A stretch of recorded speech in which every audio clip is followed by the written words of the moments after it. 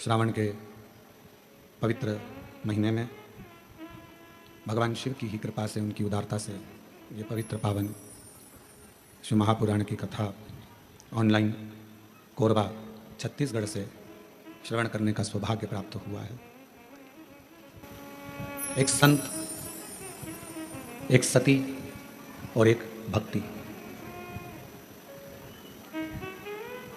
ये तीन ऐसे हैं, अगर किसी के घर में, परिवार में, मोहल्ले में, कॉलोनी में, सोसाइटी में, किसी भी जगह पर, इसको 23 पे करो, 22 पे करो, किसी भी जगह पर यदि भगवान शिव की ये सब सामान बेटा बांटने का बाहर बांटो ना। जो लोग धूप में खड़े हैं यहाँ रखकर करोगे क्या? जो धूप में खड़े हैं घंटों से, उनको दीजिए। एक संत, एक सती और तीसरे नंबर पर है भक्ति। जिस गांव में, जिस नगर में, जिस शहर में, जिस कॉलोनी में, जिस परिवार में संत जैसा स्वभावी कोई मनुष्य हो,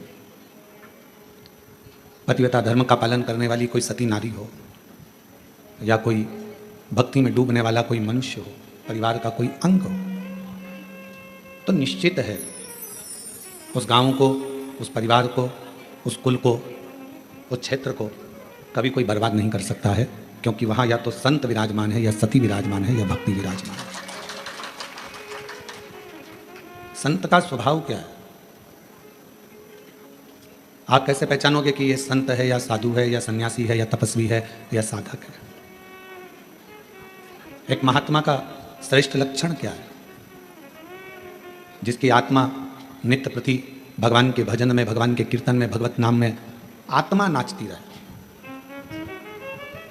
ये इंद्रियां भले नाचें ना नाचें, हाथ अपने घूम रहे हैं ना घूम रहे हैं, पांव हमारे घूम रहे हैं ना घूम रहे हैं, हमारे नेत्र घूम रहे हैं ना घूम रहे हैं, हमारी जिह्वा घूम रही है ना घूम रही है, उससे मूल नहीं है। जिसकी आत्मा अंदर से नाचने लगे, आत्मा भगवान की अविरल भक्ति में झूमने लगे, आत्मा भगवान शंकर की अविरल भक्ति में रमने लगे, समझ लेना वही जगत में महात्मा है, और वही महात्मा का सबसे बड़ा लक्षण है। भीतर से आत्मा संतुष्ट नहीं। घर के दरवाजे पर लिख दिया शुभ और लाभ, और अंदर रहने वाले व्यक्ति के बुद्धि में शुभ और लाभ विचार नहीं है, तो क्या मतलब? केवल शुभ लिखने से या लाभ लिखने से फल नहीं मिलेगा, शुभ विचारों के होने से भी हमारे घर की पवित्रता रहे। हमारे मन की पवित्रता को शुभ विचारों से ही श्रेष्ठ किया जा सकता है। कोई लाभ अगर आपको जिंदगी में लेना है तो पहले विचारों को शुभ करना पड़ेगा, विचारों को शुद्ध करना पड़ेगा। जब हमारे विचार, हमारी बुद्धि, हमारा चित्त इस श्रेष्ठ हो जाएगा, अच्छा हो जाएगा, तो फिर मेरा देवाधिदेव महादेव भी आपको कदम से कदम मिलाकर साथ देने के लिए तैयार खड़ा रहेगा। हमारे विचार शुद्ध नहीं है, हम अपने विचारों से, और बहुत याद रखना, तुम्हारी सूरत, तुम्हारा चेहरा, तुम्हारा रूप, तुम्हारा रंग, तुम्हारा मकान, तुम्हारी गाड़ी, तुम्हारा बंगला, ये सब केवल पृथ्वी तक है। उस परमात्मा के दरवाजे पर ना तुम्हारा गाड़ी है, ना तुम्हारा बंगला है, ना तुम्हारा रूप है, ना तुम्हारा रंग है, ना तुम्हारा कोई स्वरूप है। जैसे 12 बढ़ा दो। जैसे एक माँ अपने बच्चे को पढ़ लिखने के लिए स्कूल भेजती है, और माँ सुबह जब बच्चे को तैयार कर कर स्कूल भेजती है, तो माँ ये कामना कर कर भेजती है कि मेरा बच्चा 2 बजे, 5 बजे, 3 बजे स्कूल से 12 बजे वापिस लौट कर आए। जैसा मैंने भेजा है वैसा ही मेरे बच्चा है। जगत में कोई माँ ऐसी है जो अपने बच्चे को भेजती हो और मन में सोचती हो कि ये वापिस ना आए? प्रत्येक माँ जगत की अपने बच्चे को स्कूल भेजती है तो ये विचार कर कर भेजती है कि मेरा बच्चा वापस लौट कर आए, और जैसा मैंने भेजा है वैसा कि वैसा ही मेरी औलाद, मेरी संतान वापस आए। अब विचार करिएगा, माता पिता अपने बच्चे को भेजते हैं कि मेरा बच्चा स्कूल से जैसा है वैसा कि वैसा ही आए। उसी तरह परमात्मा भी, मेरा बाबा भोलेनाथ भी जब जन्म देता है, और जन्म देता है तो ये विचार कर कर भेजता है कि जितना पवित्र मैंने इसको संसार में भेजा है, मरने पर ये उतना पवित्र मेरे पास होगा। जितना पवित्र मैं इसको भेज रहा हूं, निर्मल मन से, हृदय से, चित्त से, अपने निर्मल स्वभाव से।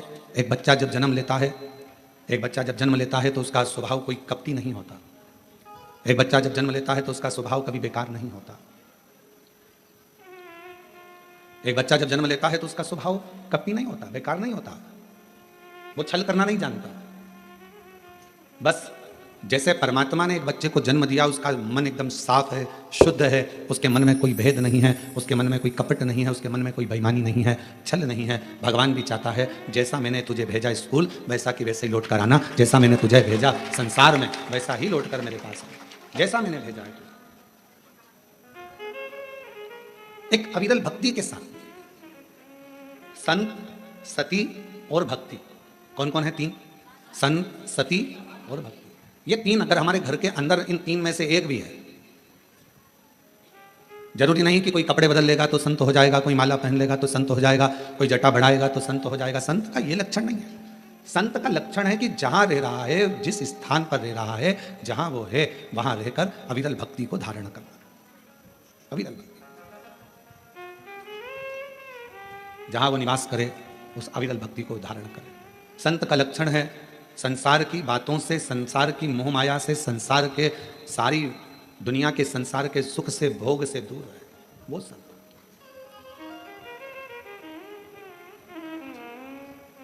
एक पतिव्रता धर्म का पालन करने वाली एक स्त्री, एक नारी अपने घर में रह रही है, परिवार का भरण पोषण में लगी है, बच्चों को पालने में लगी है।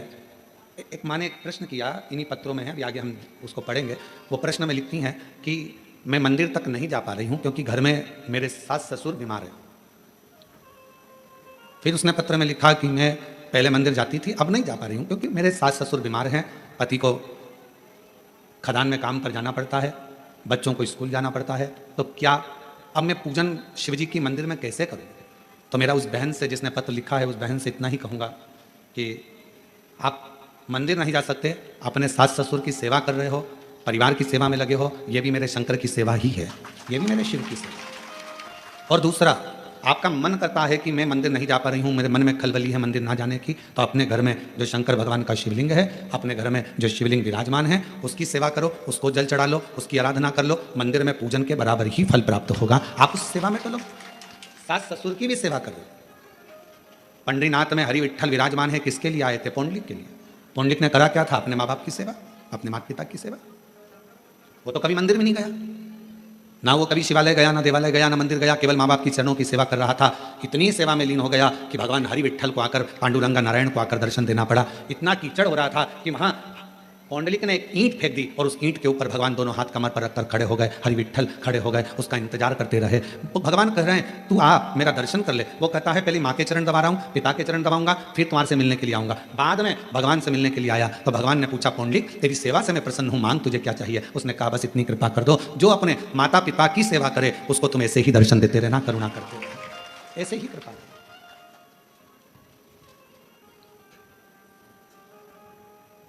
क्या करें हम?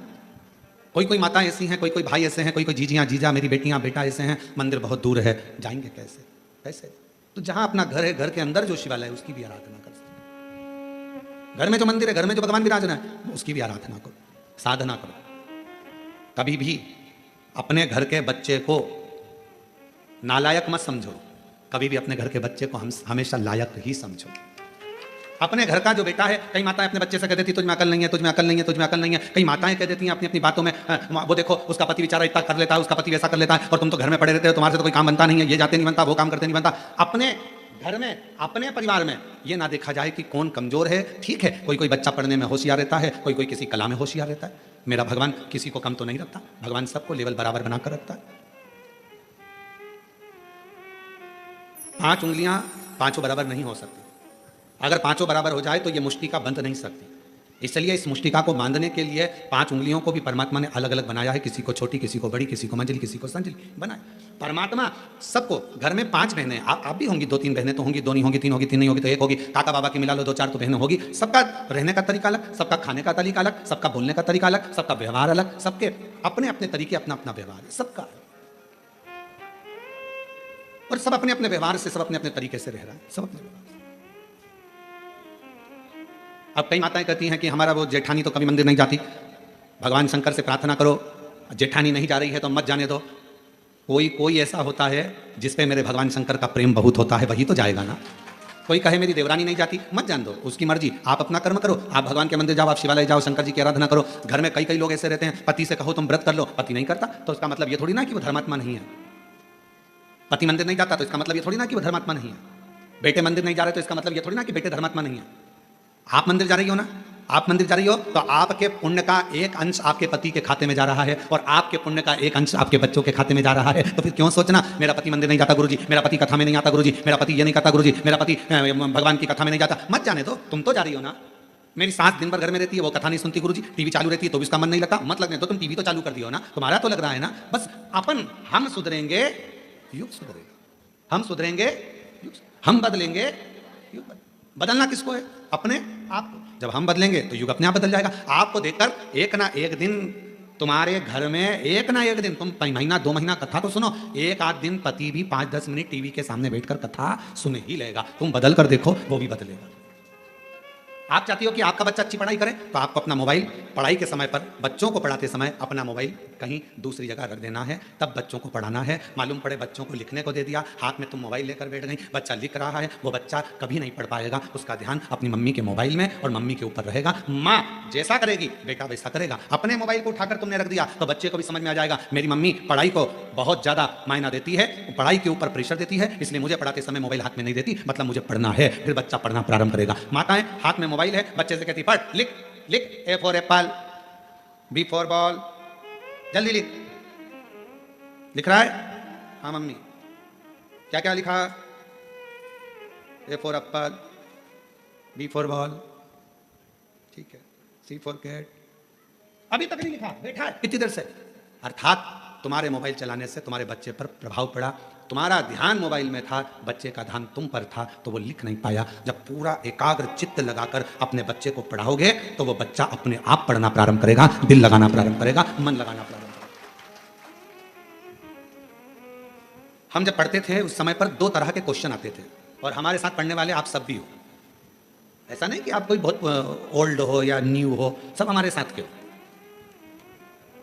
हमारी जीजी हो, हमारे जीजा हो, बहन हो तो हमारे साथ के ही हो। हमारे समय पर 2 तरह के क्वेश्चन आते थे। एक क्वेश्चन आता था ऑब्जेक्शन, मतलब जैसे कहते थे कि एक प्रश्न के बहुत सारे उत्तर लिखे होते थे, 4 तरह के उत्तर लिखे रहते थे और उसमें बताना पड़ता था कि इसमें से कौन सा उत्तर सही है, बोलिए। और दूसरा 10 नंबर का, 3 नंबर का, 4 नंबर का, 5 नंबर का, 15 नंबर का, और कोई कोई क्वेश्चन निबंध लगभग 20 नंबर या 19 नंबर का जाता था। अब समझदार कौन कहलाता था? जो छोटे छोटे जो क्वेश्चन है, छोटे छोटे क्वेश्चन है कि एक प्रश्न दे दिया, मटके में पानी है, गिलास है, मटका है, गगरा है, बाल्टी है, 4 ऑप्शंस दिया, उसमें से एक सिलेक्ट करना है। अब जो व्यक्ति पढ़ने में होशियार नहीं है वो 4 में से एक छांटने में अपनी बुद्धि लगा रहा है, अपना विवेक देख रहा है कि मैं इसमें से क्या लिखूं, क्या हो सकता है। और वो कितने नंबर का? आधा नंबर का, मात्र आधा नंबर।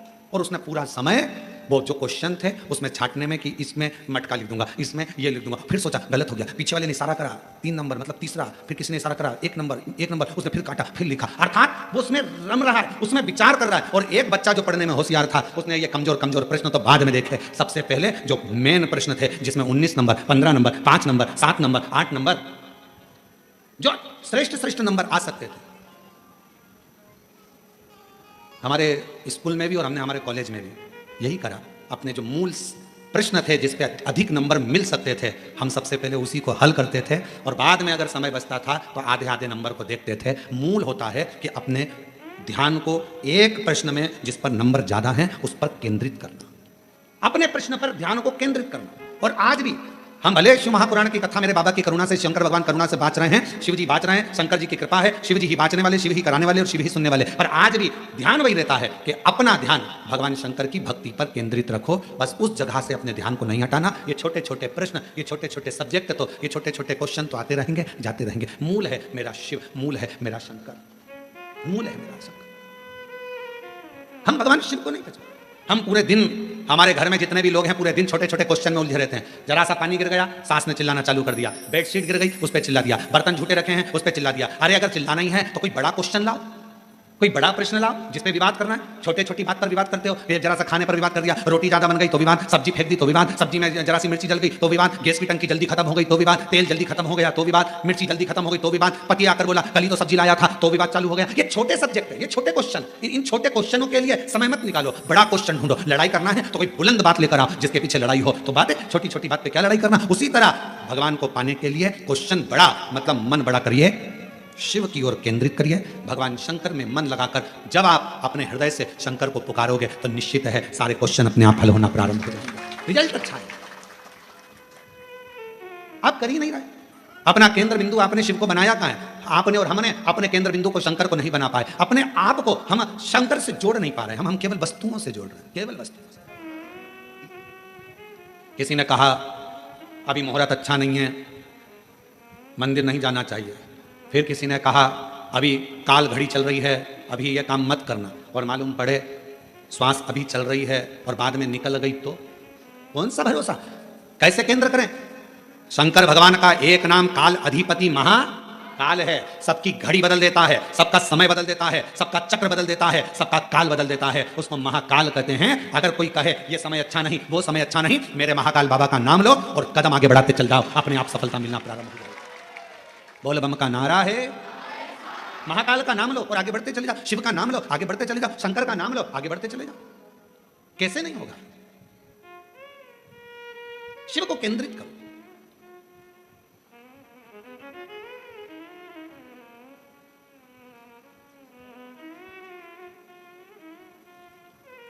एक हमारे भूतड़ा परिवार है हैदराबाद में, श्री रामनिवास ब्रजगोपाल जी भूतड़ा। एक बार वो मिलने के लिए आए और उन्होंने कहा गुरुजी बहुत मन है हैदराबाद में शिव महापुराण की कथा हो, पर व्यवस्था कैसे हो? इतना भीड़ आता है, इतना पब्लिक आता है, इतना भाग्यनगर में कथा होना और इतना भीड़। हमने कहा भूतड़ा जी क्यों चिंता करते हो? बाबा पर भरोसा रखना, माता पिता पर भरोसा रखना, उनके आशीर्वाद पर भरोसा रखना, तो जिंदगी में ऐसा नहीं कि आप शिव महापुराण की कथा नहीं करवा पाओगे, जरूर करवा पाओगे। और यहाँ पर भी बैठे हैं यजमान परिवार, हमारे को रोज लेकर आते हैं। उन्होंने कहा गुरुजी साहू परिवार है, एक वो अग्रवाल परिवार है, और ये लोग कहे हमने सोचा था केवल कि कभी जजमान बनेंगे।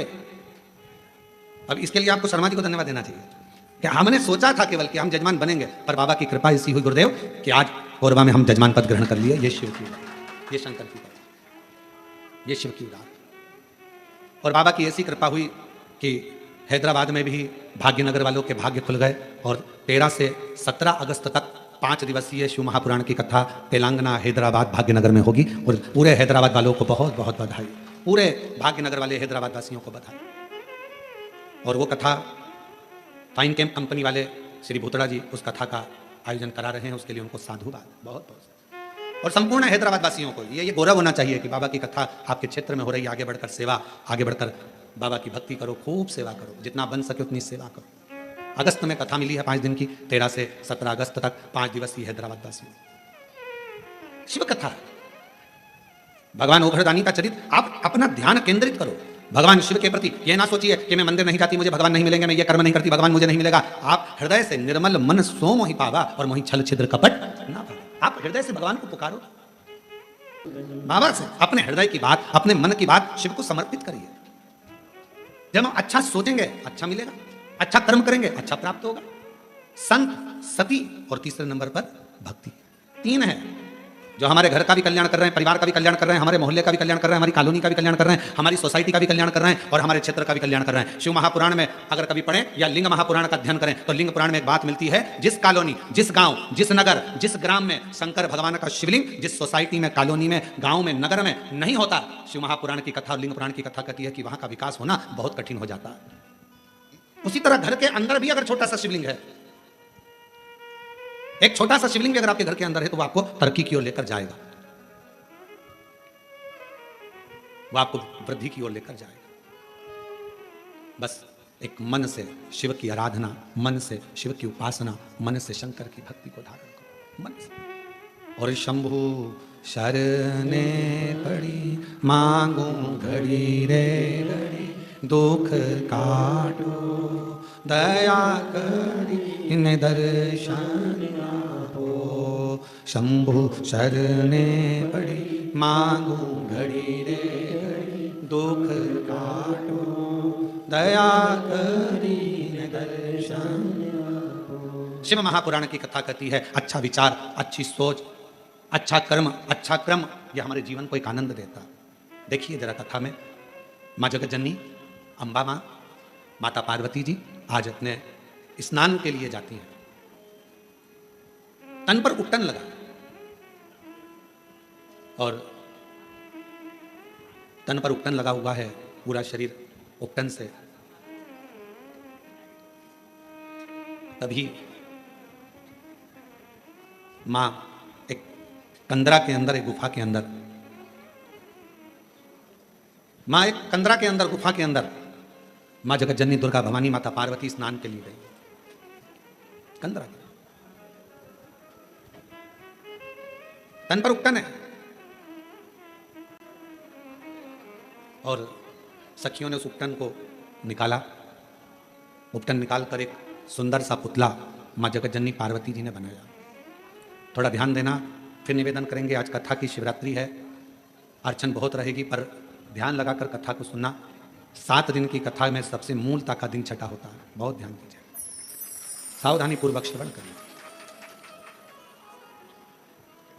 तन का उपटन निकाला, मां जगतजननी अम्बा दुर्गा भवानी ने, मां पार्वती जी ने उस उपटन से सुंदर एक पुतला का निर्माण किया।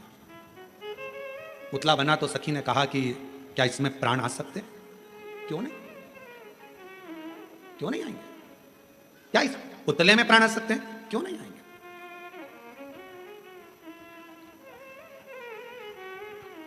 इसमें प्राण आने में दिक्कत क्या है? कई बार जो प्रश्न माता पार्वती जी के जीवन में आया वही प्रश्न आपके जीवन में भी आता है। जितने ऑनलाइन कथा सुन रहे हैं बड़ी सावधानी से सुनिएगा। जो प्रश्न माता पार्वती जी के सम्मुख में आया, क्या इस पुतले में प्राण आ सकते हैं? कई बार ऐसा प्रश्न आपके सामने आकर खड़ा हो जाता है, क्यों मम्मी तुम कथा सुनती हो, शिव जी के मंदिर जाती हो, क्यों तुम भगवान की आराधना करती हो, क्या ऐसा हो सकता है? तब माता पार्वती जी के सामने प्रश्न आया, क्या इस पुतले में प्राण आ सकते हैं?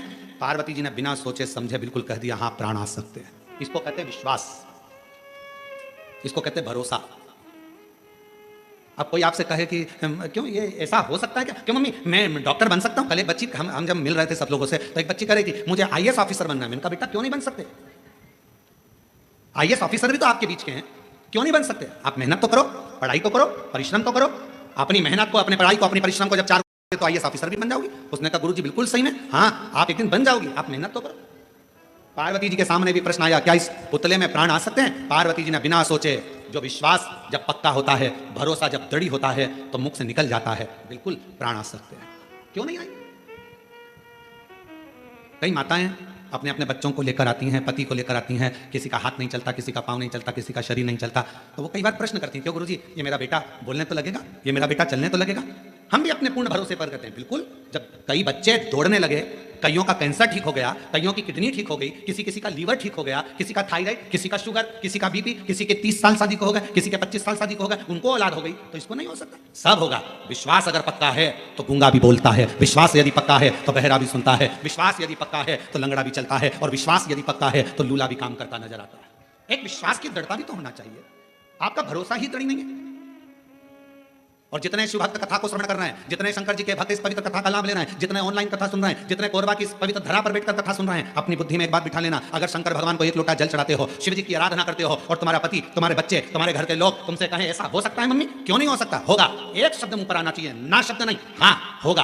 तो मम्मी ये हो जाएगा, होगा, क्योंकि शंकर जी पे लोटा भरकर जल चढ़ाने वाले की एक ना एक दिन वाणी भी सिद्ध हो जाती है, वाणी भी सिद्ध हो जाती है। शिव महापुराण की कथा कहती है, प्रतिदिन तुलसी, जैसे प्रतिदिन तुलसी खाने वाले का, प्रतिदिन तुलसी का पान करने वाले का, तुलसी को लेने वाले का, जैसे बेलपत्र प्रतिदिन खाने वाले का, जैसे शंकर भगवान पे चढ़े हुए जल का रोज आचमन करने वाले की वाणी एक दिन सिद्ध हो जाती है, सिद्ध वाणी हो जाती है। और वो जो बोलता है, जो वो बोलती है, वो पूर्ण होता ही है, वाणी सिद्ध होती है। क्यों नहीं होगा? तुम्हारे मुख से अगर बच्चे पूछे मम्मी ऐसा हो जाएगा, होगा। क्यों नहीं होगा? पति कहे बहुत कर्जा हो गया है, चूक नहीं रहा, बहुत मेहनत कर रहे हैं, पत्नी का शब्द होना चाहिए, होगा। मेरा विश्वास कहता है, मेरा एक लोटा जल कहता है कि एक दिन पूरा कर्जा चूकेगा और हम सब अच्छे से भोजन करेंगे। ये हमारा मन कर रहा है, ये हम कर रहे हैं, ये मेरा विश्वास कहता है। और शंभु शरणे पड़ी मांगू घड़ी रे घड़ी दुख काटो दया ओ शंभु शरणे पड़ी मांगू घड़ी रे दुख काटो दया। शिव महापुराण की कथा कहती है जब भक्ति का पुण्य बढ़ता है तो भगवान छप्पर फाड़ कर देना प्रारंभ करता है। भक्ति का पुण्य बढ़ता है तब भगवान छप्पर फाड़ कर देना प्रारंभ करता है, और जब व्यक्ति का पाप बढ़ता है तो भगवान थप्पड़ मार कर लेना प्रारंभ करता है। भक्ति का पुण्य बढ़ा तो भगवान ने छप्पर फाड़ कर देना प्रारंभ करा, और पाप बढ़ना प्रारंभ हुआ तो फिर थप्पड़ मार कर लेना प्रारंभ किया। वापिस लिया परमात्मा, कालगति को घुमाते। सखी कह रही है पार्वती जी की, ये पुतले का निर्माण करा है, क्या इस पुतले में प्राण आ सकता है? क्यों नहीं, प्राण आएगा।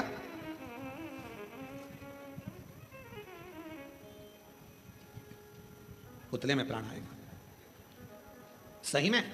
हां, पार्वती जी ने हाथ जोड़े, विश्वास पक्का है। मन चंगा तो कठोते में गंगा। मन चंगा होना चाहिए।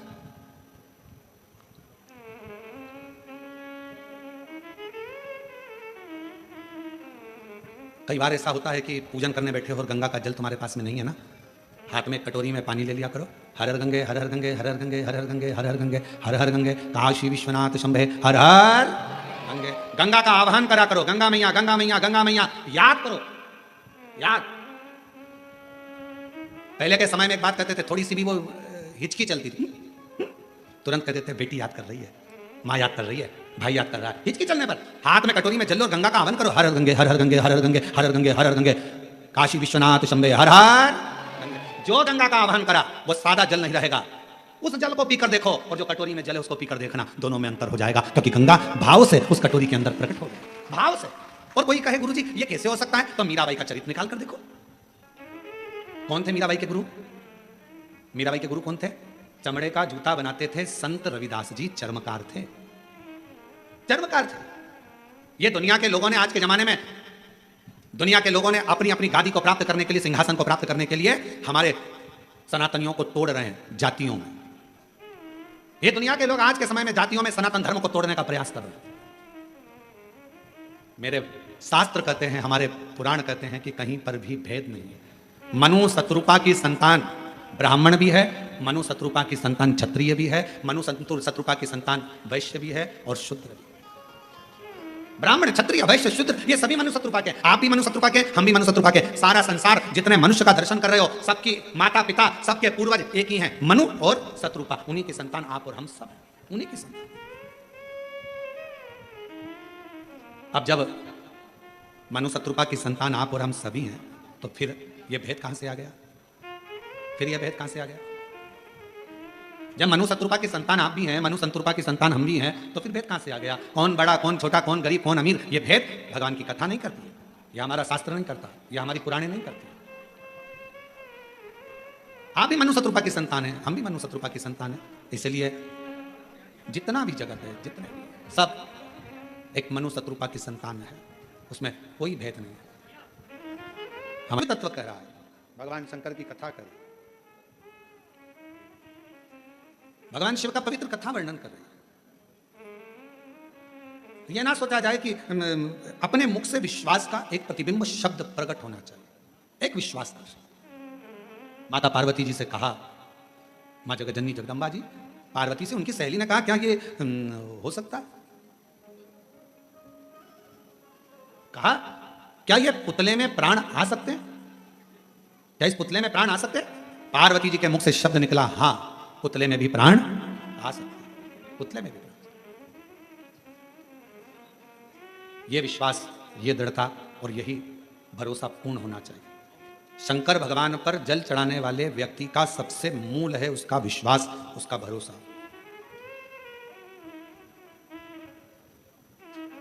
सबसे मूल। क्या इस पुतले में प्राण आएंगे? हाँ आएंगे। आप जल चढ़ाते हो, रोज शंकर जी की आराधना करते हो, रोज भगवान शिव की आराधना करते हो, शिव की भक्ति करते हो, शंकर की आराधना में डूबे रहते हो, शिव उपासना में डूबे रहते हो, और कोई तुमसे पूछ ले क्यों मम्मी ये हो सकता है, क्यों पापा ये हो सकता, क्यों नहीं होगा, होगा, सिद्ध वाणी हो गई।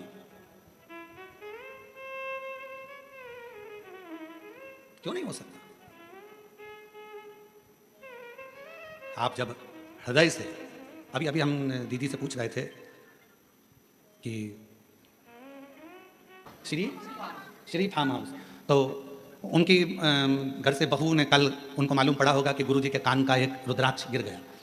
अब कान का रुद्राक्ष वहाँ गार्डन में गिर गया, तो आप पूछना वहाँ के पुलिस वालों से, पीएसओ से, वहाँ रुद्राक्ष गिर गया, और हम उनको एक कान का रुद्राक्ष निकाल कर देके आ गए कि इसमें का है, ढूंढना। और वो खबर श्री फार्म हाउस वाले की उनके घर की बहू को मालूम पड़ गया, तो कल शाम को वो बोल रही थी, गुरुजी आपका हमको बड़ा दुख है, दुकान का रुद्राक्ष गिर गया। तो हमने उनसे कहा नहीं नहीं, बाबा ने बड़ी कृपा करी, हम रुद्राक्ष गिरा वो घासों में, कमरे में जाकर हमने फिर झटकारा, झटकार कर दूसरा कान का पहना, और झटकार कर धोती मोती सब झटकार झुटकुर के आके कि भाई रुद्राक्ष गिर गया कान का, कोई बात नहीं, जाने दो। कथा में आए, अंदर पूजन करने बैठे, प्रणाम करा, बाबा से कहा बाबा वो बेचारे सब रुद्राक्ष ढूंढ रहे होंगे, कृपा करना उनको रुद्राक्ष कहीं मिल जाए। ऐसे प्रणाम करा, जहाँ गणेश जी की पूजन हो रही है वहीं पर रखा हुआ रुद्राक्ष पुनः प्राप्त हो, वही रुद्राक्ष मिल गया। तो वो दीदी कह रही थी गुरुजी हमारे फार्म हाउस पर आपको तकलीफ हुआ करिए, हम उन दीदी से कहना चाहेंगे ये तो आपकी निर्मल भक्ति है, भाव है। आप सोचे ना, बाबा है वो कुबेर भंडारी, कहीं खुआता है और कहीं दिलाता है। इसीलिए हमने पार्षद जी से कहा तुमने जो सेवा करी है उसका फल इतना सही नहीं रहेगा, तुम्हारी सेवा का फल तुम्हें आगे तक मिलेगा, और शिव जी खुद देंगे, भगवान हो घरदानी दो। शंकर भगवान के मंदिर में करी सेवा, शिव जी की कथा में करी सेवा, शंकर की उपासना में करी सेवा, शिव भक्तों के लिए करी गई सेवा कभी खाली नहीं जाती, कभी खाली नहीं जाती, वो फल मिलता है। जैसा हर पल हर घड़ी आप शंकर को जल चढ़ाने वाला ये विचार करे कि शंकर मेरे साथ में है, शिव जी मेरे पल पल साथ दे रहे हैं, तो शंकर आपके साथ हर पल हर घड़ी हर क्षण शिव आपके साथ होंगे, हर पल शिव आपके करीब में होंगे, यदि आपने विचार कर लिया कि शिव मेरे साथ। एक कितना सुंदर चरित्र है लंकापति रावण का। एक दिन लंकापति रावण से भगवान शिव जी ने कहा कि तू कुछ मांग ले, तेरा मन हो जो मांग ले। लंकापति रावण ने कहा बस मांगू एक ही चीज, जब तक मैं लंका में हूं आपके शिवलिंग की मैं आराधना करूं, उस समय मेरी पूजा को स्वीकार करने के लिए आपको कैलाश छोड़कर आना पड़ेगा और मेरी पूजा को स्वीकार करना पड़ेगा। मेरी पूजा को आपको स्वीकार करना है, ठीक है। बाबा भोलेनाथ जी ने कहा जैसी तेरी इच्छा। जब जब लंकापति रावण जल चढ़ाता था, भगवान शंकर कैलाश छोड़कर रावण की लंका में आकर जल को स्वीकार कर लेते। रावण बेलपत्र चढ़ाता, भगवान शंकर उस बेलपत्र को स्वीकार कर लेते, बेलपत्र को स्वीकार।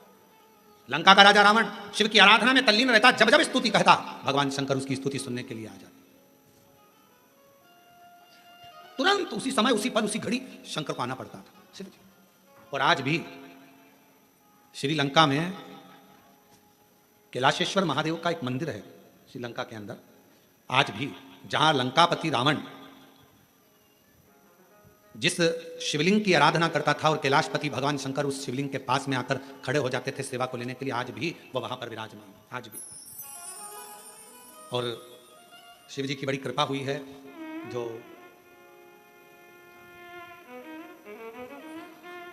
भास्कर ग्रुप द्वारा श्रीलंका में वही शिवलिंग की साक्षी में, कैलाशेश्वर महादेव की साक्षी में, भास्कर ग्रुप द्वारा श्रीलंका में 4 नवंबर से 8 नवंबर तक शिव महापुराण की कथा 5 दिन श्रवण करने का सौभाग्य मिला। दैनिक भास्कर ग्रुप इस दिव्य और भव्य आयोजन को श्रीलंका में रहने वाले भारतीयों के लिए और शंकर भगवान के अविरल भक्तों के लिए भास्कर ग्रुप उसे करा रहा।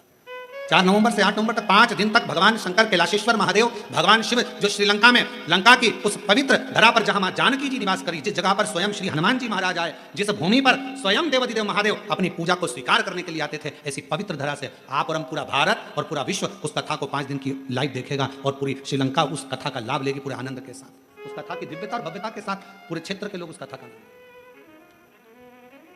मैं भास्कर ग्रुप को बहुत बहुत धन्यवाद देता हूं जिन्होंने इस 5 दिवसीय कथा को 4 नवंबर से 8 नवंबर तक की कथा जो श्रीलंका के कोलंबो में आयोजित कर रहे हैं, उसके लिए उनको अग्रिम बधाइयाँ। और उनका जो ग्रुप जा रहा है उस कथा की दिव्यता और भव्यता को श्रवण करने के लिए 5 दिन श्रीलंका के शिवालयों का भ्रमण करने के लिए, माँ जानकी जिस स्थान पर निवास करी उस अशोक वाटिका का दर्शन करने के लिए, मेरे हनुमान जी, मेरे राम जी का सुंदर प्रतिबिंब स्वरूप दर्शन करने के लिए उनको बहुत बहुत सारी सिद्धता, शिव तत्व। और आप और हम टीवी के माध्यम से उस कथा का लाभ लेंगे। जो जाने वाले वो जाएंगे और जो सुनने वाले अब पूरे तो चले ना जाएंगे, और चले गया तो श्रीलंका कहाँ जाएगा, तो वो भी सोचने वाली बात है। तो शिव की कृपा से, शंकर की करुणा से, अभी अभी आप देखो जी ये कथा ऑनलाइन हो रही है, और हालत ये है कि जितने अंदर हैं, बाहर हैं, उधर हैं, अंदर फंसे पड़े हैं और फिर रोड पे खड़े हैं, और शायद अब तो रोड पर बैठ भी गए होंगे, मुझे जहाँ तक उम्मीद है, अपनी अपनी दरी बिछाई होगी और बैठ गए होंगे शिव तक। अब प्रशासन भी हालांकि ऑनलाइन है, वो भी क्या कहे, इनकी भक्ति के आगे झुकना पड़ता है कि भाई ठीक है अब आ गए हैं, बैठ जाओ, कथा श्रवण कर, कानों में तो जाएगी, भगवत रसतत्व ग्रहण करा। और आज कथा का छठा दिन होगा, कल सवेरे की कथा हो जाएगी 8 बजे से 11 बजे तक। 11 बजे के बाद सब अपने अपने घर, बाबा देव अधिदेव महादेव, श्रावण की पहली कथा हो जाएगी, फिर 21 से प्रारंभ हो जाएगी, 5 दिवसीय ऑनलाइन, फिर वो होगी कुबेरेश्वर बाबा के धाम से। शिव तत्व है। शिव महापुराण की कथा करिए। ना का संबोधन शंकर के पास में नहीं है। भस्मासुर आया, कंगन मांगा, दे दिया। लंकापति रावण के पिताजी ने कहा कि ये सोने की नगरी हमको दे दो, भगवान ने दे दी। ना शब्द नहीं है शिव जी के पास में, ना का संबोधन। अगर आपसे कोई कहे मम्मी ऐसा हो सकता है, शंकर भगवान को अगर 1 लोटा जल चढ़ाते हो तो तुम्हारा विश्वास इतना पक्का होना चाहिए कि होगा, ये निश्चित है। एक पत्र है, अच्छा है, देखिए।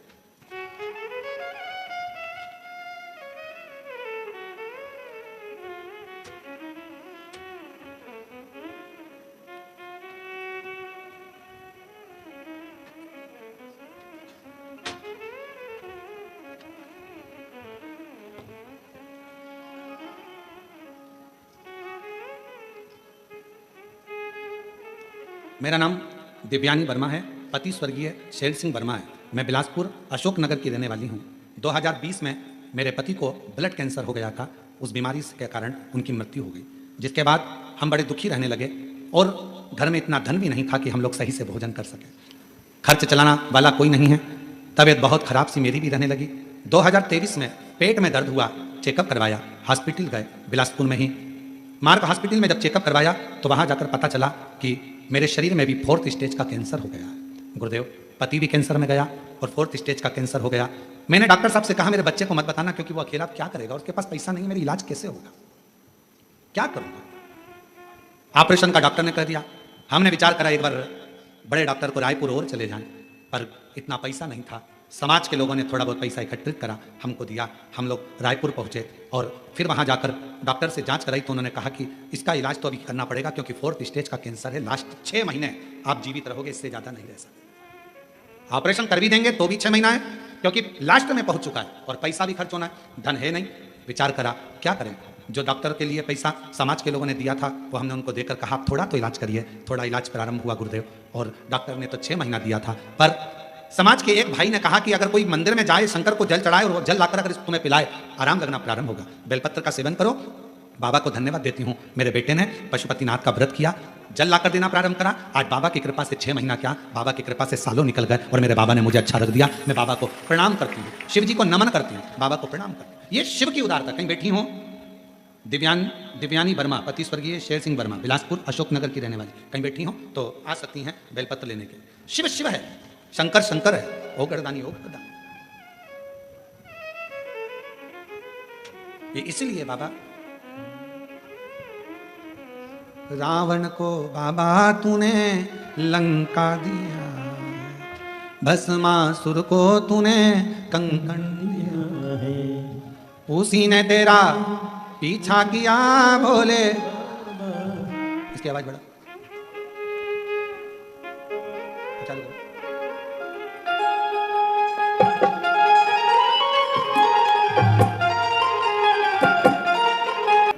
श्री शिवाय नमस्तुभ्यं, श्री शिवाय नमस्तुभ्यं, श्री शिवाय नमस्तुभ्यं, श्री शिवाय नमस्तुभ्यं, श्री शिवाय नमस्तुभ्यं। भोला सब दुख काटो, ओ भोला सब दुख काटो। शिव शंकर जपूं तेरी माला, भोले बाबा जपूं तेरी माला, भोला सब दुख काटो, ओ भोला सब दुख काटो। वेश है मंगल मंगलकारी, वेश मंगल मंगलकारी। शमशान वासी हमारा, शमशान वासी हमारा, ओ भोला सब दुख काटो हमारा, ओ भोला सब दुख काटो हमारा।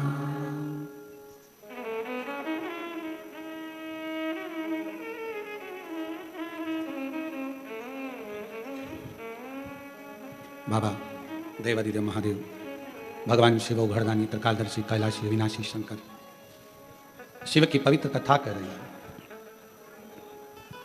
सखी के कहने पर माता पार्वती जी ने हाथ में विश्वास का जल लेकर जो छोड़ा, विश्वास के जल से बालक प्रकट हो गया। दुनिया का ऐसा कोई दुख नहीं, ऐसी कोई तकलीफ नहीं, ऐसा कोई कष्ट नहीं और ऐसा कोई रोग नहीं जिसको आपका विश्वास समाप्त ना कर सकता।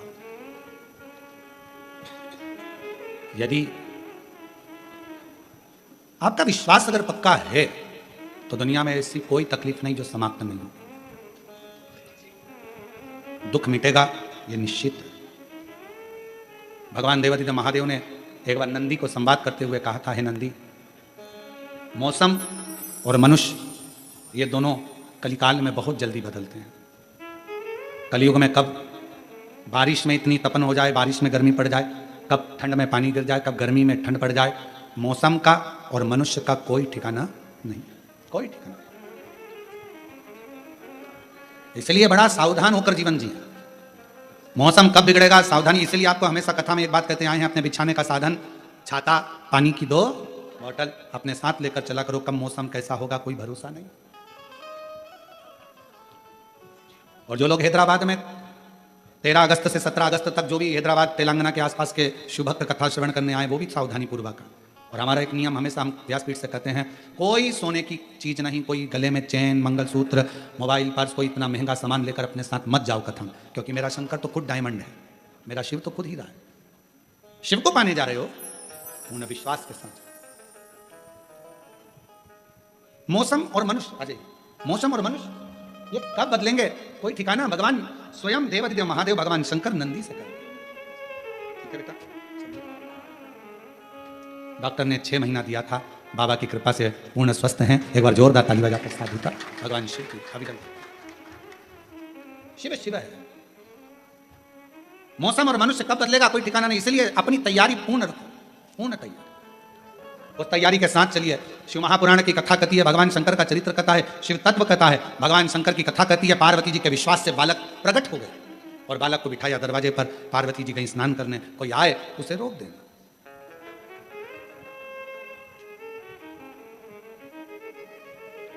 भगवान देवादिदेव महादेव का आगमन हुआ।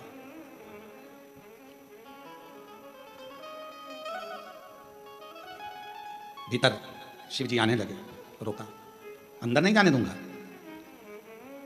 और कितना, कभी कभी ऐसा नहीं कि ज्ञान केवल व्यासपीठ से ही प्राप्त हो, कभी कभी ज्ञान अपने घर में रहने वाले सदस्यों से भी प्राप्त हो सकता है। अपने घर में जो परिवार के सदस्य रहते हैं, कभी कभी वो भी ज्ञान दे जाते हैं। एक बार हम कुबेरेश्वर धाम पर, बाबा के धाम पर बैठे हुए थे और साइड में एक परिवार के लोग आए होंगे पूजन करने के लिए। तो परिवार वालों ने कहा, अपनी ट्रेन शाम की है, अपन अभी भीड़ हो रही है, बाद में अपन पूजन कर लेंगे। एक माता उसमें से थी, वो माता कहने लगी, नहीं नहीं नहीं, शाम को जल्दी रहेगी, ट्रेन का टाइम रहेगा, पूजन अभी करो। सब ने पूजन सवेरे के टाइम कर ली, फ्री हुए, चल दिए। कितना सुंदर ज्ञान की बात हुई कि ट्रेन का टाइम होगा तब पूजन अच्छे से नहीं हो पाएगी। उसी तरह शिव महापुराण की कथा कहती है, बचपन, जवानी, अधेड़ी, बुढ़ापा, इन अवस्था में कब व्यक्ति को जाने का समय आ जाए। इसलिए भजन हर पल, हर घड़ी, हर क्षण करते रहना चाहिए। भरोसा क्या, ट्रेन का टाइम होगा, इतनी जल्दी पूजन नहीं हो पाएगी। ट्रेन का टाइम होगा, भगवान की आराधना नहीं कर पाएंगे। ट्रेन का टाइम होगा, हम शिव की आराधना नहीं कर पाएंगे, भगवान की आराधना नहीं कर पाएंगे। तो थोड़ा जल्दी करो। अर्थात समय का क्या भरोसा है। बचपन खेल में खोया, जवानी नींद भर सोया, बुढ़ापा देख कर रोया, सिराने मौत हंसती है। बचपन खेल में खो दिया, जवानी भोग और विलास में निकल गई, अधेड़ी कमाने में निकल गई। बचा कुचा था बुढ़ापा, वो रोते रोते निकल गया। छत्तीसगढ़ में बाज पक्षी के दर्शन होते हैं क्या? बाज के, चील होते हैं। अच्छा, जो बाज पक्षी होता है ना, उसकी उम्र होती है लगभग 70 से 100 साल।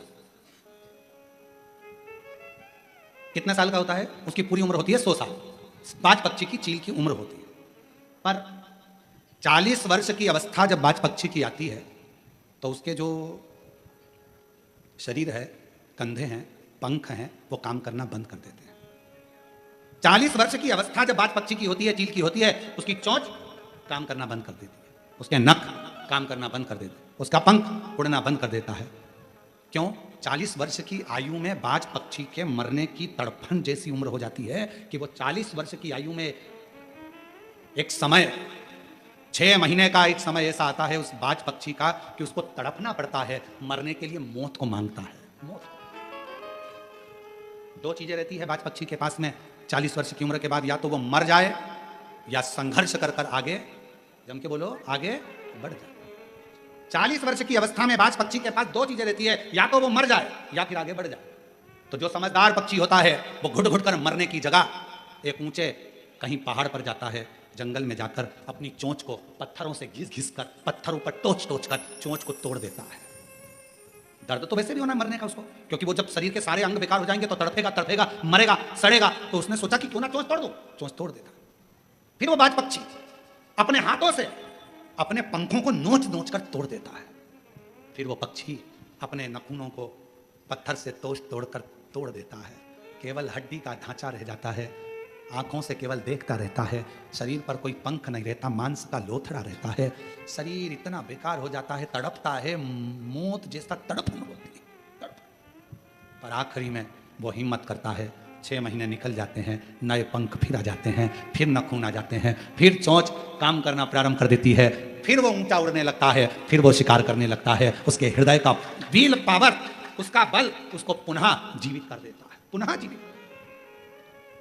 अब कई लोग ऐसे, किसी से बात करो तो कहते हैं, अरे गुरुजी अब तो उम्र हो गई। हमने पूछा कितनी हो गई तुम्हारी? तो कहा गुरुजी अब तो 50-55 60 के हो गए और 60 आने वाला है, अब तो बुढ़ापा आने वाला है। हम कहें तो क्या करोगे? बाज पक्षी से सीखना चाहिए। 40, 50, 60, 60 कितना मर रहा है, तड़प रहा है, तो भी मौत के करीब जाने पर भी हिम्मत नहीं हार रहा है। कई लोग कहते हैं, अरे गुरुजी बहुत परेशान हो गए संसार से, अब तो मर जाएं तो अच्छा, हम क्या मरना ही हर चीज का हल है? बच्चे कहते हैं पढ़ाई में, एक बच्चे ने पत्र लिखा ना, एक बच्चे ने लिखा, एक बहन ने भी पत्र लिखा, मेरा पति विशन साहू, जिला कोरबा, पता पुलिस लाइन,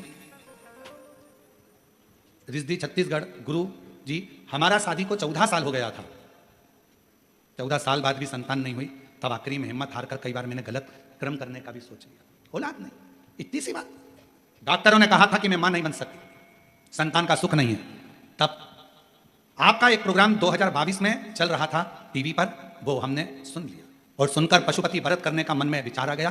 टीवी पर हमने सर्च करा कि पशुपति व्रत कैसे होता है, वो हमने यूट्यूब पर सर्च करा और पशुपतिनाथ का व्रत करना प्रारंभ करा।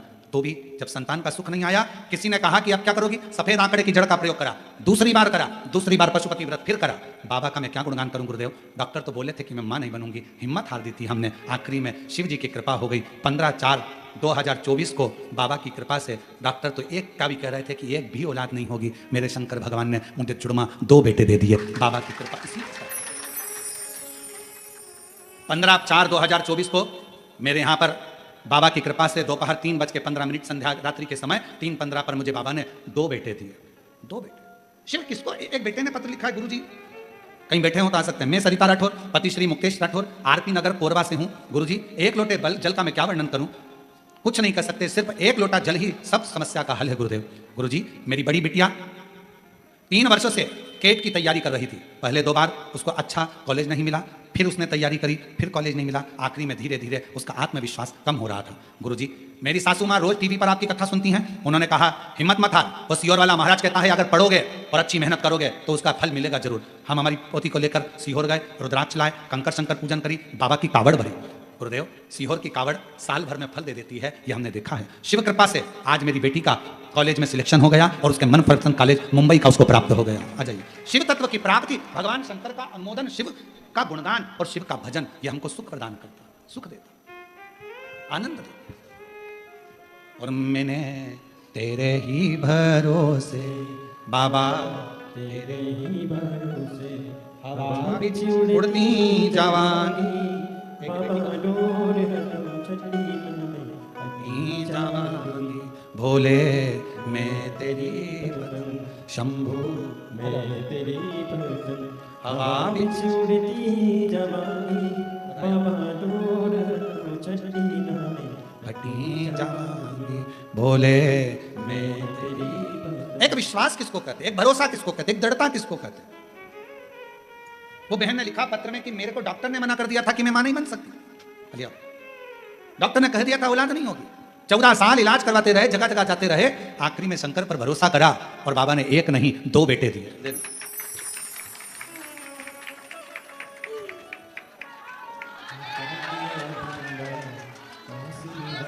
शंभू शंभू प्रणाम करो, दोनों प्रणाम करो, प्रणाम करो।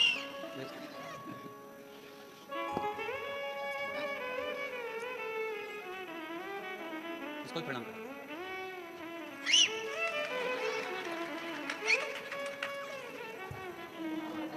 अच्छी सीटी मारता है। शिव कब क्या कैसे देगा मालूम ही नहीं पड़ता। आपने अगर शंकर का आराधना करी है, कौन सा फूल का गुलदस्ता, कौन सी खुशी एकदम तुम्हारे सामने लाकर रख देगा, तुम समझ ही नहीं पाओ। ये हो ही नहीं सकता। लोग कहेंगे कैसे हो गया, आश्चर्य है, ये हो ही नहीं सकता, और शंकर कर देगा।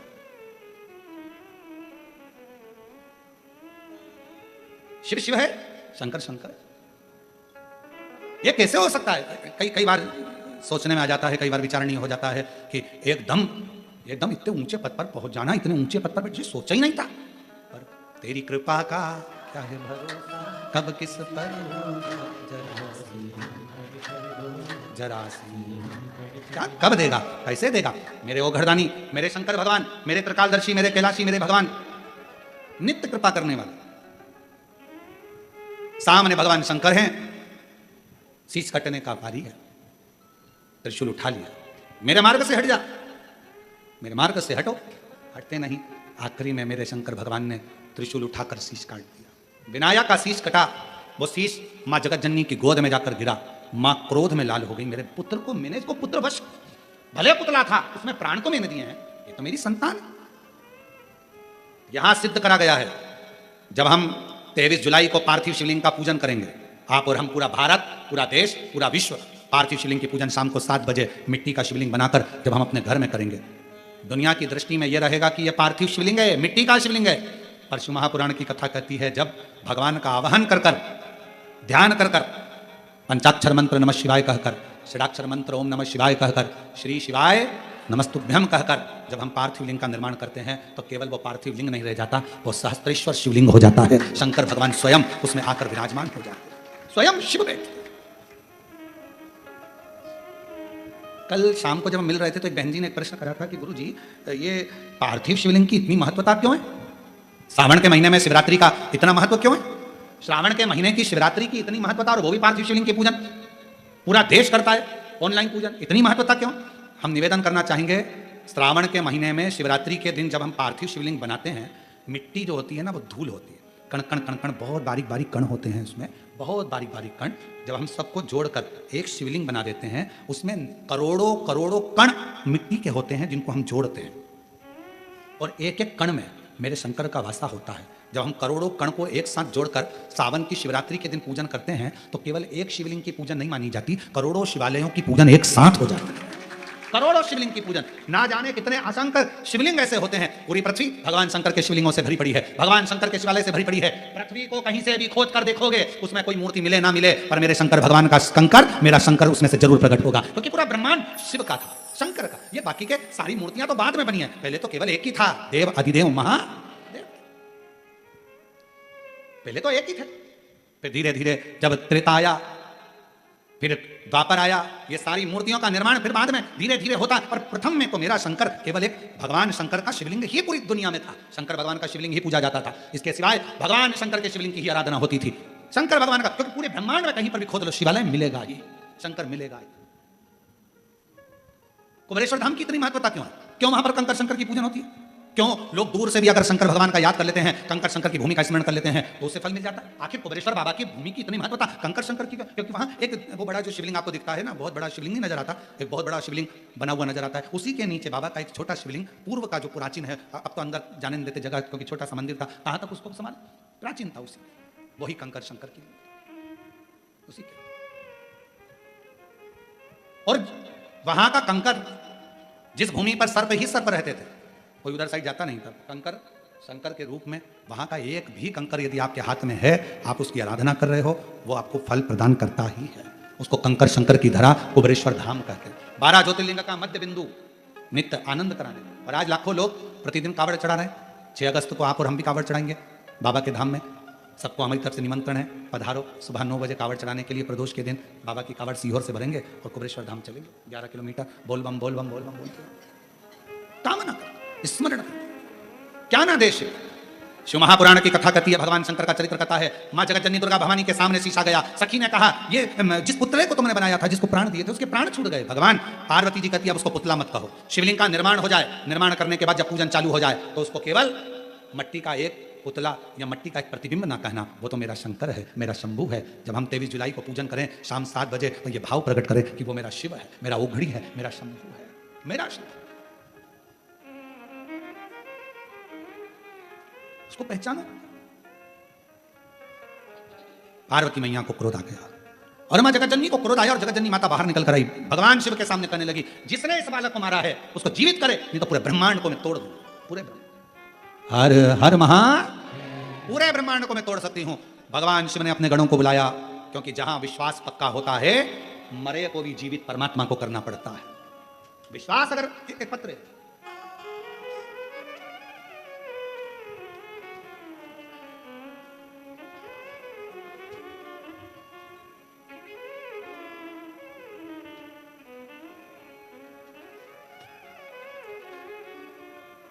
श्रीमती ये पत्र पढ़ दिया क्या? दिव्या शर्मा, पति श्री बलराम कुमार शर्मा, निवासी ग्राम करघोरा, जिला कोरबा, छत्तीसगढ़ से।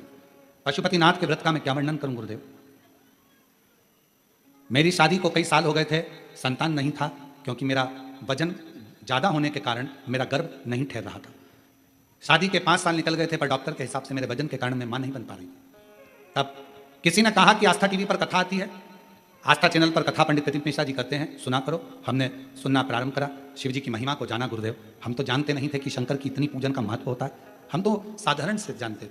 भोले बाबा की सच्ची भक्ति को जान गए गुरुदेव, और बाबा से विनती करी। बाबा की ऐसी कृपा हुई कि 27 नवंबर 2022 को बाबा की कृपा से मैंने जल चढ़ाना प्रारंभ करा, और बाबा की कृपा से गर्भ ठहर गया। गर्भ तो ठहर गया गुरुदेव। 28 अगस्त 2023 को मेरे गर्भ से एक बेटे ने जन्म भी ले लिया। जन्म लेने के बाद थोड़ा समय तक वो बच्चा जीवित रहा, और बाद में वो बच्चा मर गया।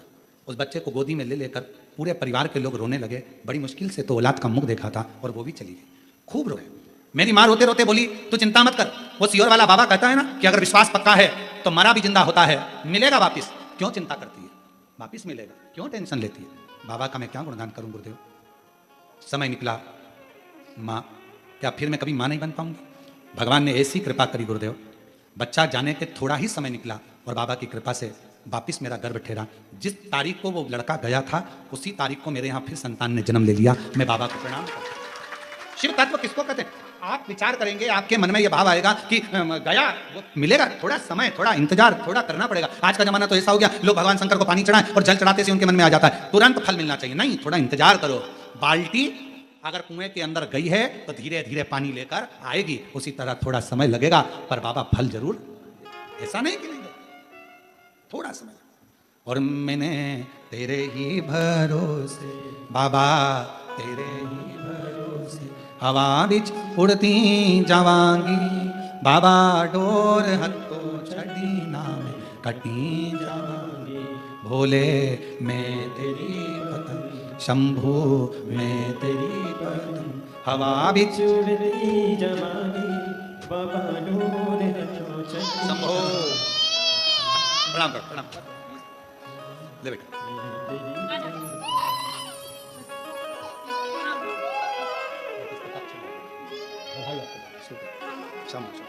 एक बार छात जोरदार ताली बजाकर शंभू।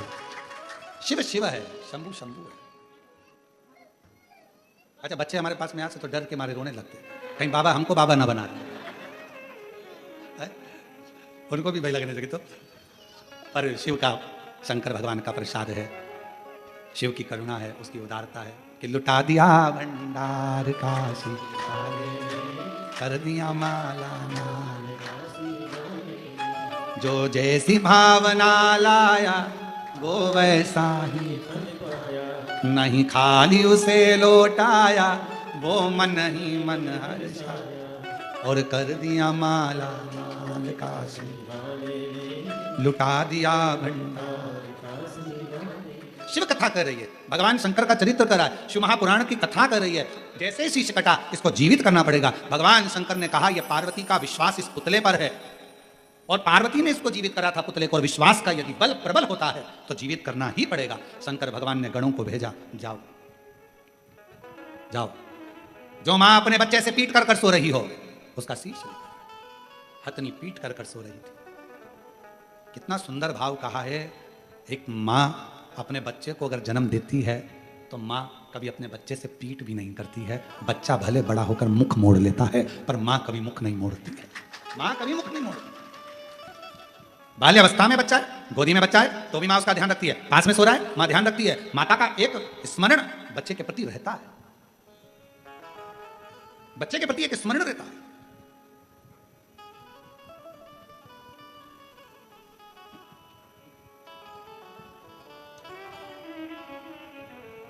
महाराज शिव महापुराण की कथा में जैसे वर्णन आता है कि मन चंगा कठोते में गंगा, जैसे मीराबाई के गुरु संत रविदास जी हैं और उन रविदास जी के पास मीराबाई जब एक बार गई और मीराबाई ने जाकर कहा गुरुदेव चलो मैं गंगा के घाट पर, तुम मेरे गुरु हो, तुम्हारा झोपड़ा बना देती हूँ, कुटिया बना देती हूँ। संत रविदास जी ने मना कर दिया, मीरा मैं गंगा के घाट क्यों जाऊं, गंगा मेरे पास आती है।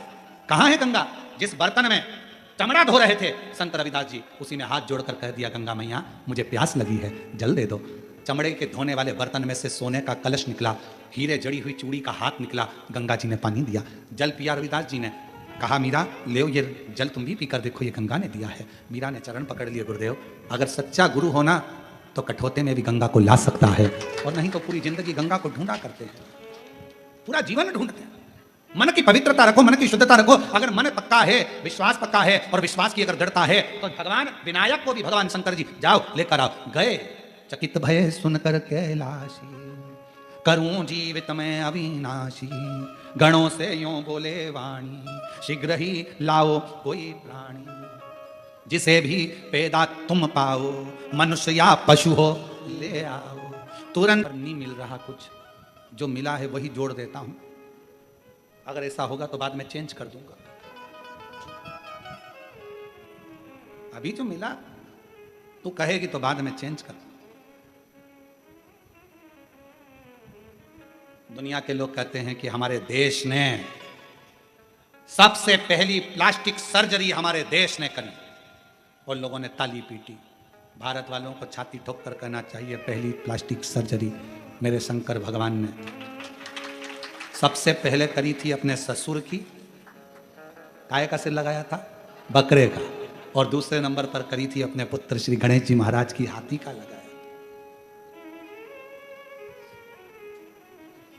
फिर किसी ने कहा उड़ने वाला विमान पहले हमने बनाया। अरे भारत वालों को गौरव होना चाहिए, सबसे पहला उड़ान भरने वाला विमान तो कुबेर भगवान ने बनाया था, जिस पर बैठकर उड़ते थे और रावण ने उसको छुड़ा लिया।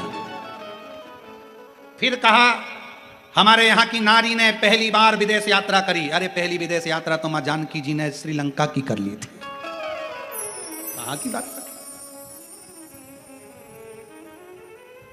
भारत माता की गोद में जन्म लेने वाला एक एक बच्चा, भारत माता की गोद में जन्म लेने वाली एक एक बच्ची, भारत माता की गोद में जन्म लेने वाला एक एक व्यक्ति कोई साधारण नहीं है।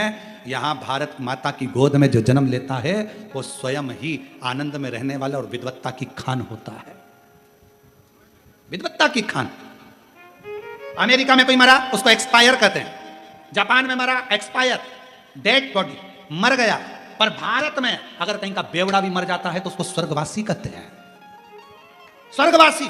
अगर कितना मदिरा पीता था, कितना गलत काम करता था, बेकार से बेकार काम करा, तो भी उसके नाम के आगे लिखाया स्वर्गवासी। मतलब भारत की भूमि पर अगर कोई प्राणों को त्यागता है तो वो कहीं भटकता नहीं है, स्वर्ग मिल जाता है, वो कहीं इधर उधर नहीं जाता, कहीं नहीं जाता। ये भारत माता की गोद है, भारत भूमि है। जीवित करा भगवान श्री गणेश जी महाराज को, भगवान शिव ने वचन दे दिया, वर दे दिया, प्रथम गिनती में आएंगे, बुद्धि के देव कहलाएंगे, जगत में पूजे जाएंगे। 33 कोटि देवताओं ने आकर भी वर दे दिया। पार्वती जी को संतुष्टि हो गई कि मेरा पुत्र अब ठीक है। समय आया, श्री गणेश जी महाराज जब बड़े हो गए, बड़े होने के बाद कार्तिकेय जी ने तारकासुर को भी मार दिया। समय आया तो विचार करा इनका विवाह करना है। अब विवाह किसका करें, यह विचार करा गया। तो पार्वती जी से पूछा गया कि तुम्हें सदानंद कार्तिकेय जी का पहले ब्याह करना है कि गणेश जी का पहले ब्याह करना है। माँ इतनी चतुर होती है, ये देख लेती है जिसका धंधा पानी कम हो, जो दिखने में थोड़ा सा कमजोर हो, पहले इसकी शादी कर देते हैं। बाकी का जो नौकरी में लगा हुआ है, अच्छी जॉब कर रहा है, देखने का भी हैंडसम है, उसको तो लड़की कोई भी दे देगा।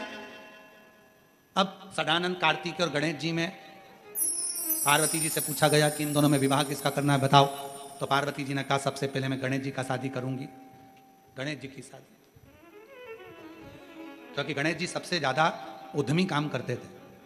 इनको कह दिया था सबके घर में मंगल कार्य के लिए प्रथम निमंत्रण इन्हीं को दिया जाएगा। इनको जो भी शादी में बुलाता था उनके घर के शादी के कपड़े उनके चूहे काट किया जाते थे। तो गणेश जी का विवाह पहले करा जाए, लड़की ढूंढी जाए। देव ऋषि नारद को बुलावा भेजा भगवान शंकर जी ने। पार्वती जी ने पूछा नारद जी को क्यों बुलाया, कि लड़की ढूंढेगा। इतने में पार्वती जी बोली इसको तो खुद नहीं मिली, इनको तो खुद नहीं मिली है, ये कहां से ढूंढेंगे। पार्वती जी से शिव जी ने कहा नहीं ढूंढेंगे, नारद जी जाओ मेरे बेटे के लिए लड़की ढूंढो, शादी करना है। ढूंढने गए, प्रजापति विश्वरूप जी की सुंदर कन्या थी, बड़ी सुंदर कन्या, 2 थी। नारद जी ने कहा कन्या का विवाह करना है, हाँ। कैसा वर चाहिए, कहा मेरी लड़कियों को मीठा बड़ा खाने का शौक है, लड़का ऐसा हो जिसको मीठा प्रिय हो। नारद जी ने कहा बिल्कुल वैसा ही है। मेरी बेटी अंदर भोजन बनाए, नाक ऐसी हो कि सूंघ कर अंदर आ जाए। कहा नाक की तो पूछो ही मत, पक्की नाक वाला है, इतनी लंबी है कि कह नहीं सकते। मेरी बेटियां बहुत धीमा बोलती हैं, कान ऐसे हो कि सुन ले। नारद जी ने कहा कान सूपे के बराबर है, सुनने में भी आगे है। मेरा दामाद ऐसा हो एक जगह पर बैठ जाए तो लगे कि कोई बैठा है। नारद जी ने कहा ऐसा ही है, ऐसा है। एक बार बैठ जाता है तो उठता ही नहीं 10 दिन तक, फिर अनंत चतुर्दशी पे उठता है 10 दिन बाद। अच्छा मेरा दामाद ऐसा हो वैसा हो, तो फिर कहा कि बेटी का ब्याह कैसा, तो कि एक लड़का ऐसा मिल जाए जिससे दोनों बेटी की शादी कर दूं। तो नारद जी ने कहा एक बेटा है। तो कहा कौन, तो कहा शंकर जी के पुत्र। कौन, गणेश जी, हाँ। हरिद्धि सिद्धि से पूछना पड़ेगा उनको, राजी है। रिद्धि सिद्धि से पूछा तुम ब्याह को राजी हो, कहा ठीक है आन दो बारात। और जो गणेश जी की बारात चली महाराज, इतने चूहे इतने चूहे इतने चूहे सब दूर भरा गए। बारात बाद में खाती, जो भोजन बना था वो सब चूहे खा गए। बड़े आश्चर्य में पहुंचे, मंगल विवाह हुआ सुंदर। भगवान श्री गणेश जी महाराज की शादी हो रही है, मंगल विवाह हुआ है। सभी को भगवान गणेश जी के विवाह की बहुत बहुत बधाई हो। कल कथा सुबह 8 बजे से 11 बजे तक रहेगी। भाव